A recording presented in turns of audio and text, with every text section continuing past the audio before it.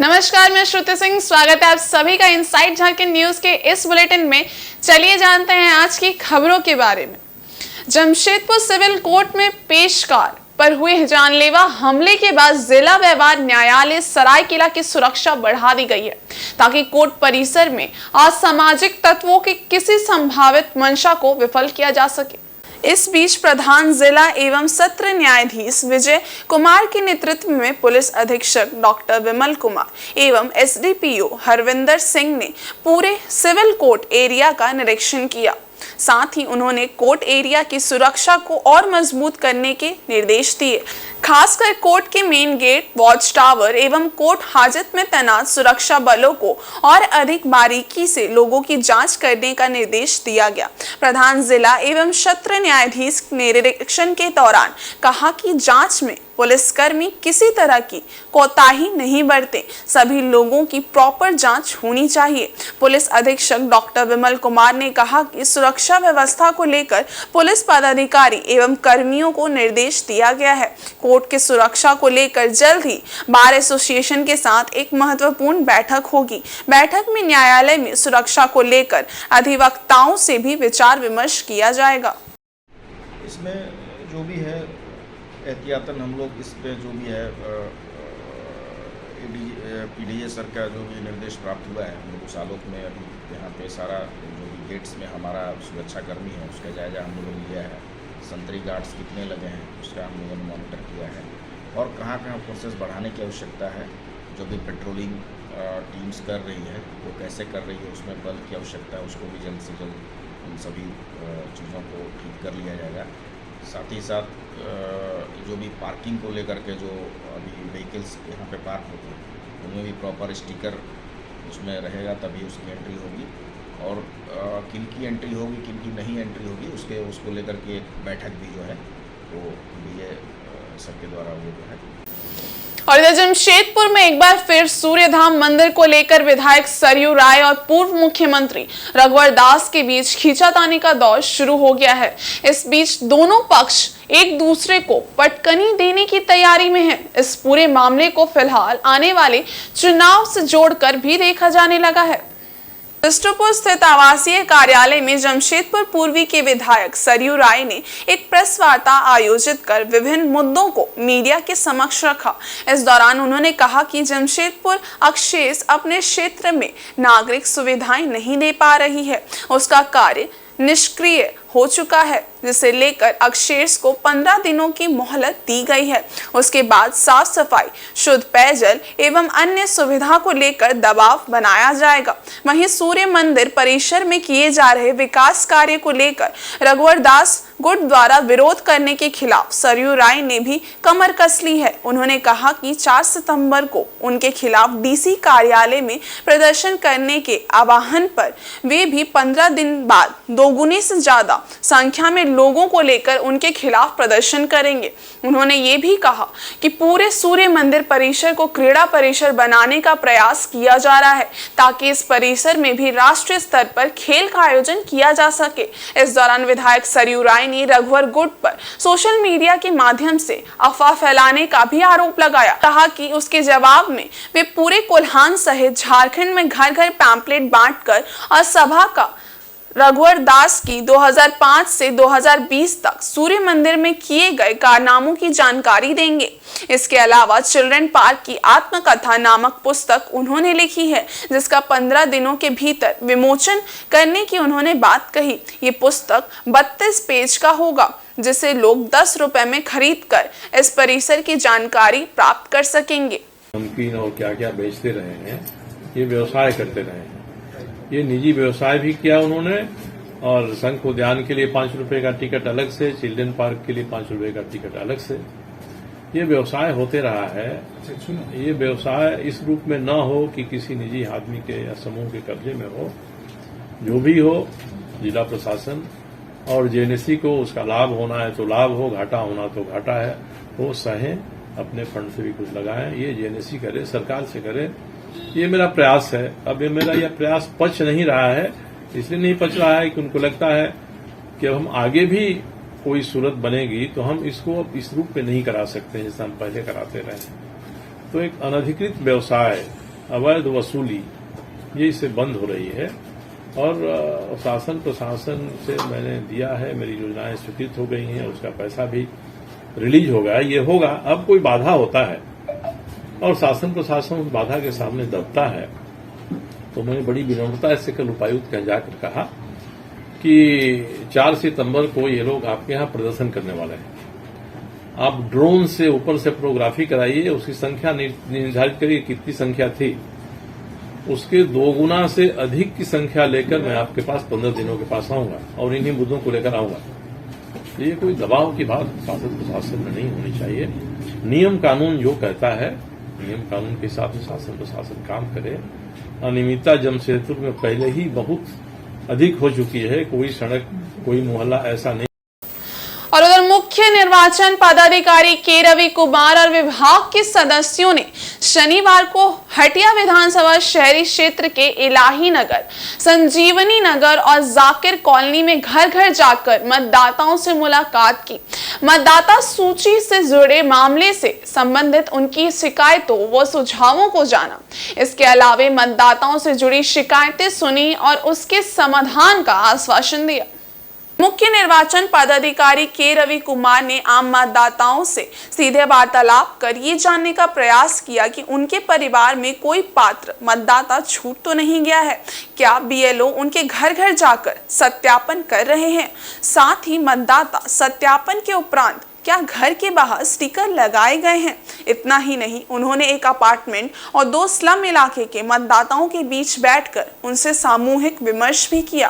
भ्रमण से पहले उन्होंने रांची की उपायुक्त और उनके निर्वाचन कार्यों से जुड़े प्रमुख अधिकारियों के साथ समीक्षा बैठक की। के रवि कुमार ने कहा कि हर बार यही संज्ञान में आता है कि रांची के मतदाता अच्छे प्रतिशत में वोट नहीं करते हैं। ये बात यहाँ के मतदाताओं, निर्वाचन से जुड़े सभी कर्मियों और पदाधिकारियों के लिए गंभीरता के साथ चिंतन करने योग्य विषय है। आज हटिया विधानसभा क्षेत्र में वो मतदाता का अभी रोल का रिविजन हो रही है, उसका संबंध में नॉर्मल रिविजन में गया था। उसमें पन्ना verification, home to road verification कराया था। उसी में वो इस्लाम नगर एरिया है, कुछ अपार्टमेंट सब गया था। वहाँ पर कुछ छूटा हुए मतदाता का मिला, उसमें कुछ दूसरा जगह पर स्थलांतरण का भी केस आया। इसमें कुछ कर्मचारी बीएलओ बीएलएस सुपरवाइजर का काम में भी कमी पाया गया। उनका निर्देश दिया गया अविलंब अपने काम को पूरा करें। तो हम लोग का एक लक्ष्य होना चाहिए, कोई भी वोटर छूटना नहीं चाहिए। और उधर झारखंड मुक्ति मोर्चा की राजधानी रांची स्थित कैंप कार्यालय में वरिष्ठ नेता सुप्रियो भट्टाचार्य द्वारा एक प्रेस वार्ता आयोजित की गई। इस प्रेस वार्ता में मुंबई में आयोजित इंडिया गठबंधन की 3री बैठक में झारखंड के मुख्यमंत्री शामिल हुए। अपने को समन्वय समिति को सदस्य माने जाने पर मुख्यमंत्री ने इंडिया गठबंधन के प्रति आभार जताया। झामुमो नेता सुप्रियो भट्टाचार्य ने बताया कि देश में 11 करोड़ से ज्यादा आदिवासी जन समुदाय एवं मूल निवासियों का प्रतिनिधित्व करने वाले झारखंड के मुख्यमंत्री को समन्वय समिति का सदस्य बनाकर एक प्रकार से सम्मान देने का काम किया गया है। उन्होंने कहा कि इस सम्मान का सफलतापूर्वक निर्वहन भी किया जाएगा। झारखंड मुक्ति मोर्चा के वरिष्ठ नेता ने कहा कि इंडिया गठबंधन के बनने से एनडीए गठबंधन खेमे में खलबली मची हुई है। वहीं उन्होंने विशेष सत्र के विषय में कहा कि विपक्ष को बिना सूचना दिए विशेष सत्र बुलाने का मकसद जनता सब जानती है। आर्थिक स्थिति के संदर्भ में जो विषय वस्तु रखी जा रही है, उन सभी मसलों पर देश की जनता जाग चुकी है। देश के कोने कोने में परिवर्तन का नारा गूंज रहा है। ये डरे हुए लोग जब देख रहे हैं कि देश की जनता जाग उठी है,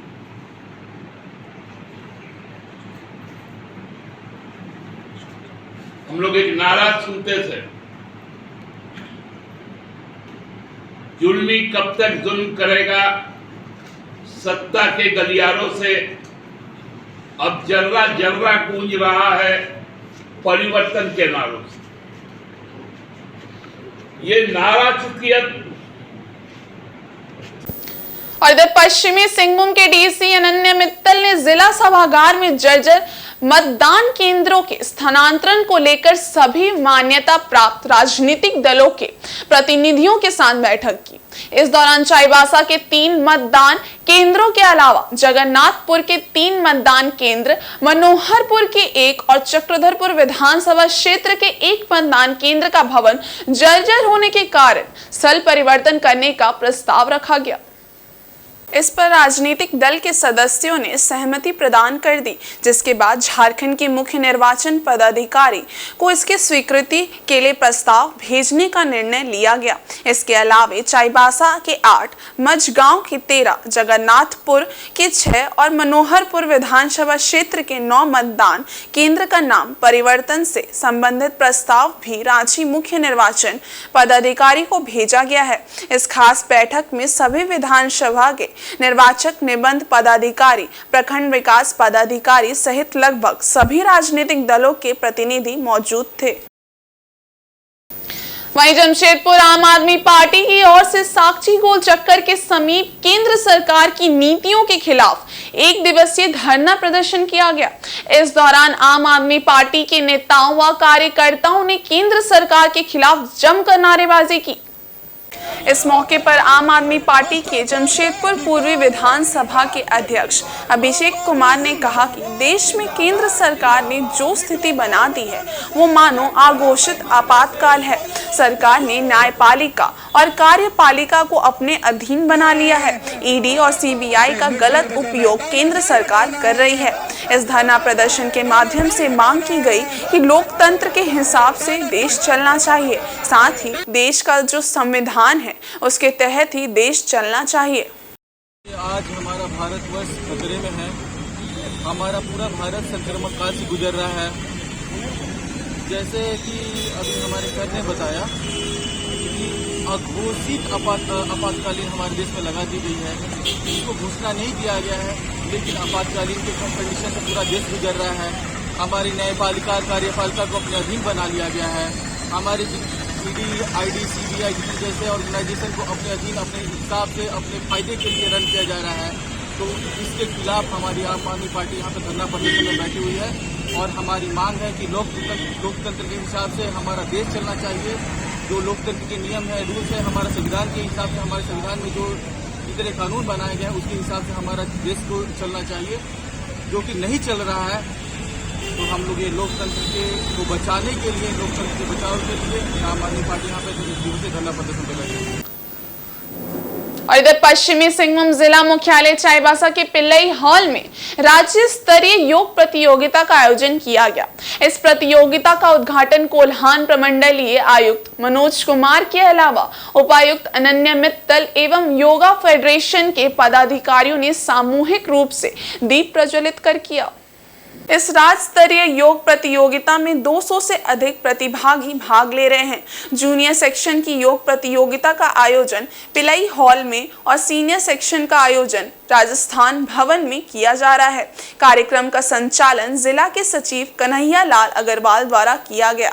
इस मौके पर योग गुरु सुमित विश्वकर्मा, सुनील प्रजापति सहित अन्य योग गुरु और बड़ी संख्या में संस्थान से जुड़े लोग उपस्थित थे।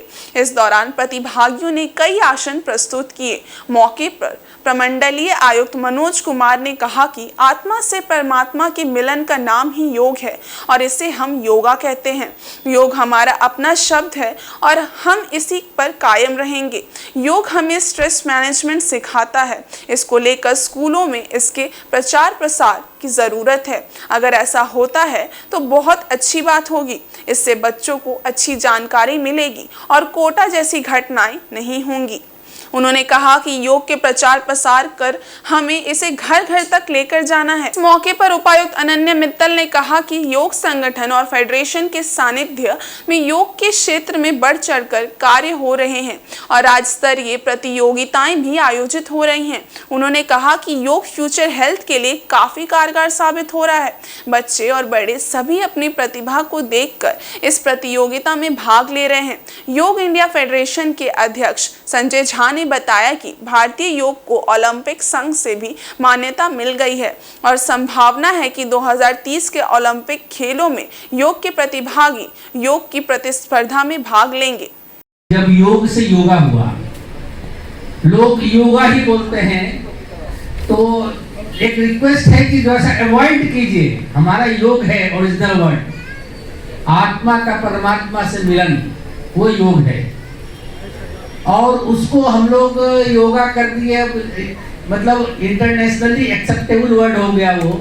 लेकिन अगर हम अब कायम रहेंगे तो शायद योगा से रिवर्ट हो सकते हैं अपने योग पर। योग हमारा शब्द है और योग पर हम लोग कायम रहें। योग से हम आगे बढ़े हैं।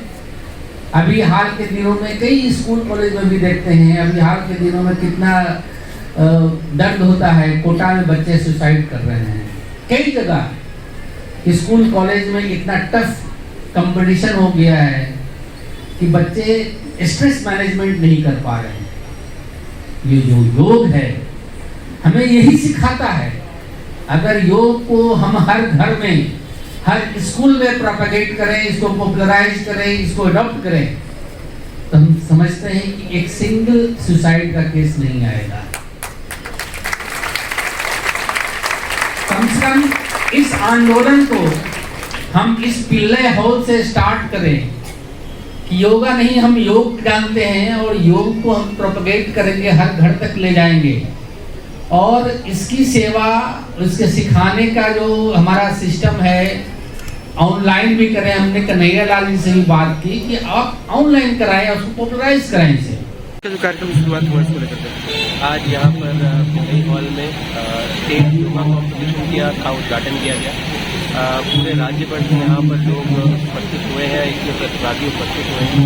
मैं सभी को बहुत बहुत एनकरेजमेंट के लिए और बेस्ट बोलता हूँ और साथ ही साथ योगा एसोसिएशन को भी, फेडरेशन ऑफ इंडिया को भी और झारखंड योगा एसोसिएशन को भी धन्यवाद करता हूँ कि उन्होंने साहिबासा को चुना और यहाँ पर इस कॉम्पिटिशन को ऑर्गेनाइज। और उधर श्री कृष्ण जन्माष्टमी महोत्सव समिति रांची के सानिध्य में शहर के हृदय स्थली कहे जाने वाले अल्बर्ट एक्का चौक मुख्य मार्ग में आगामी 6 एवं 7 सितंबर को 2 दिवसीय श्री कृष्ण जन्मोत्सव मनाया जाएगा। इसी को लेकर रांची शहर के आसपास श्री कृष्ण जन्माष्टमी महोत्सव के आयोजन की सूचना प्रचार वाहनों से आम लोगों को दी जा रही है।